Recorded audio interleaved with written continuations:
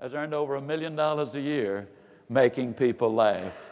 Incidentally, if you saw her when she was 37 and saw her when she was 65, she's a more attractive person at 65 than she was at 37. I'm here to tell you, folks, we can change. We can grow. We can be more than we are. If you don't like who you are and where you are, don't sweat it. You're not stuck with who you are and where you are. You absolutely can grow. You can change. How do you build a healthy self-image? Take inventory of yourself. When I say take inventory, how much, for example, would you take for your health? Some of you might remember a man named Barney Clark was given a mechanical heart implant.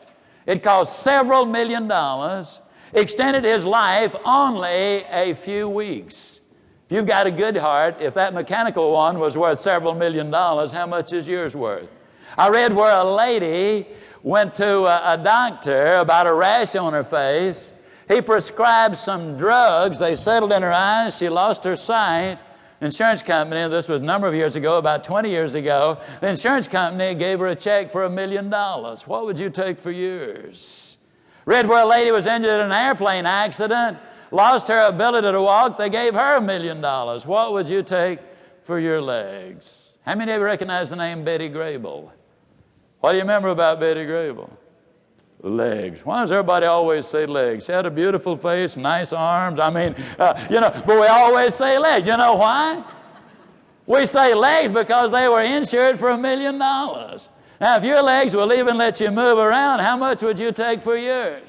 When you begin to evaluate yourself, it really gets to be high. Let me remind you of my friend John Foppe.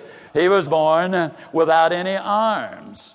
Now, John Foppe said to us, you know, Zig, I can only do so much with arms, but my mind is what I can do so many things with. When you take inventory, you know, we really are extraordinarily well off.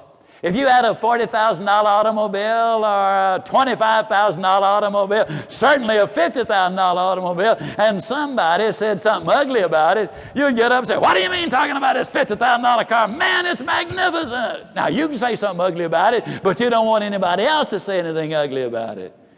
What about the $1 billion you? You were fearfully and wonderfully made. Evaluate yourself.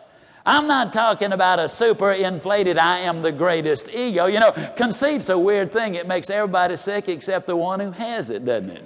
That's not what I'm talking about. I'm talking about a simple, healthy self-acceptance. To improve your self-image, you need to make up, dress up, and then you need to go up.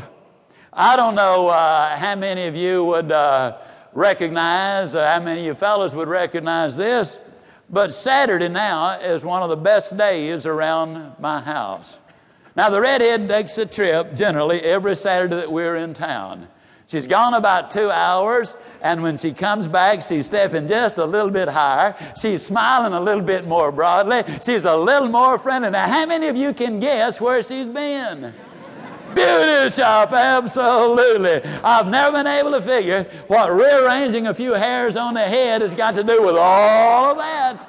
But it really has a lot to it. Don't you feel more competent, more confident when you're sharp looking?